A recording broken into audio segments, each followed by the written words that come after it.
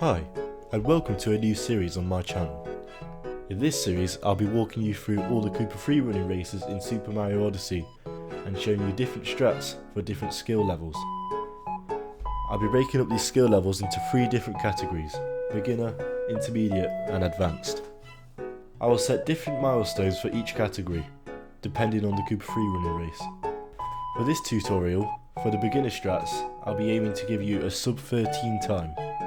For intermediate, I'll be aiming to give you a sub 12.5 time.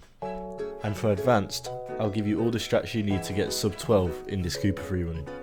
I will first show you the run for the beginner strats, and then I'll run you through everything that I do. So, let's get started.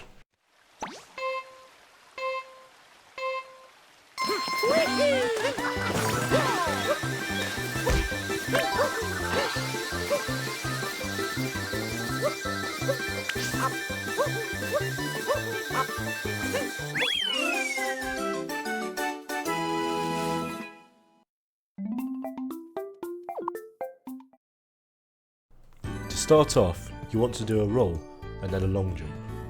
You want to delay this long jump slightly so that Mario will land on the edge of the hill. The reason we do this is so that Mario gets some momentum from the edge of this hill. If you don't do it on the edge of this hill, then you will lose a lot of momentum and as a result losing a lot of time. Next, you want to shake in order to get the rocket flower. You can either spam shake or you can time the shake. Normally timing it is a bit more consistent, but this is mainly up to preference. Next, you want to veer off to the left in order to get a proper angle for the following jump. Now this jump can be quite hard for beginners, so when you're just starting out, you don't have to do this jump. You can go around this ledge and you can still achieve a sub 13 time with this. However, achieving a sub 13 without this is a lot harder. You can pause here and use this as a visual cue in order to know where to jump. Next, you want to do a single jump up to the rocket flower and then throw Cappy and then do an extra jump. Now this extra jump isn't necessary, however it saves a bit of time as jumping up a slant in this game is slightly faster than just walking up. Next, when you reach this slant here, you want to start jumping up the hill. Now you don't want to spam jump up this hill, otherwise you'll lose control of Mario. Instead you want to time your jumps and leave a tiny bit of time for Mario to run in between the jumps. You'll find that if you don't do this, then you'll lose control of Mario and he will veer off to the side. Do your best to do full jumps here, as this is slightly faster than just doing little jumps. Finally, take as straight of a line as possible to the goal. This is where a lot of beginners go wrong, as they lose a lot of time by veering off to the side instead of going straight to the goal.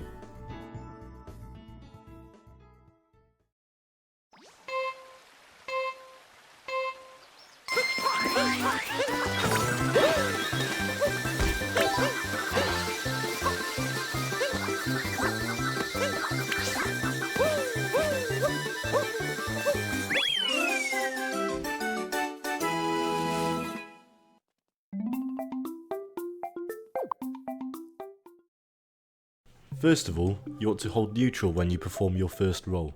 This will give you the right angle for the following roll cancel. Now follow this up with 3 roll boosts, and you want to hold almost fully right on the joystick. This will give you good placement to roll cancel off this ledge here. For those of you who don't know how to roll cancel, you want to press Y and then B, almost simultaneously. As the name implies, this will cancel Mario's roll and throw Cappy out. Now you want to vector this roll cancel by throwing Cappy to the right, but then keeping Mario straight. You do this by holding right on the joystick and then swinging it back up once you've performed the roll cancel. This should keep Mario straight whilst Cappy has been thrown out to the right. This should also keep a lot of Mario's momentum. Now you want to home into the flower, and then as soon as Cappy comes back to Mario, you want to perform a jump. This will give you a Cappy return jump, which is basically when Mario jumps as soon as Cappy returns to him. This will give you a slightly higher jump, which will make jumping up to this ledge more consistent.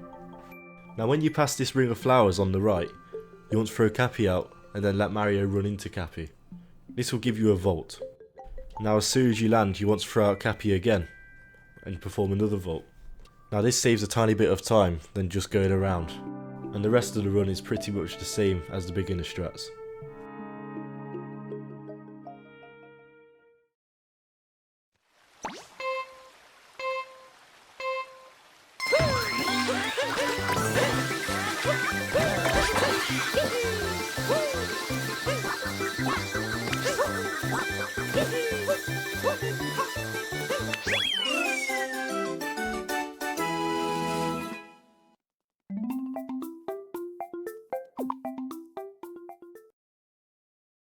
To start off, you want to buffer a spin pound.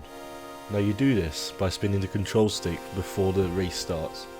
Now it's up to you when you want to start spinning, however I recommend start spinning at 1, however in this case I started spinning at 2, as this is what I've always done subconsciously. Now moments before the race starts, you want to angle your joystick at the correct position. Now here I do a motion control roll cancel. This is because I can home into the flower slightly earlier than just doing a normal roll cancel. Now to do a motion control roll cancel, on Pro Controller you want to shake your controller down and then press B, but on Joy-Cons you want to shake one Joy-Con and then press B. Now after this roll cancel, you want to jump and home into the flower. This is to ensure that you keep Mario's speed and you get the flower as fast as possible. Now as soon as Mario collects the flower and is touching the ground, you want to perform an anti-clockwise spin throw. The reason we do an anti-clockwise spin throw is if you do a clockwise spin throw, then Mario won't collect the flower after you bounce off the mushroom. Now to be optimal, you want to bounce off this mushroom as early as possible, and you want to dive onto this ledge as early as possible. If you did everything correctly, Cappy should collect the rocket flower as you land. Now as soon as Mario collects the rocket flower, you want to do a cap throw to the right and then jump. Now a lot of people here like to centre the camera, however I find this messes up my joystick angles, so I just like to keep the camera in the same position. Now the rest of the run is pretty much the same as the intermediate strats, apart from this part right here. Instead of doing a normal vault, I opt to do a motion control cap throw and a jump. Now the reason I do a motion control cap throw here is so that Mario can jump earlier after throwing out Cappy.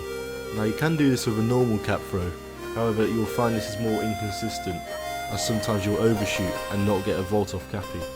Now this is completely optional, however it saves a decent bit of time, which every bit of time helps when you're going for a sub 12 time.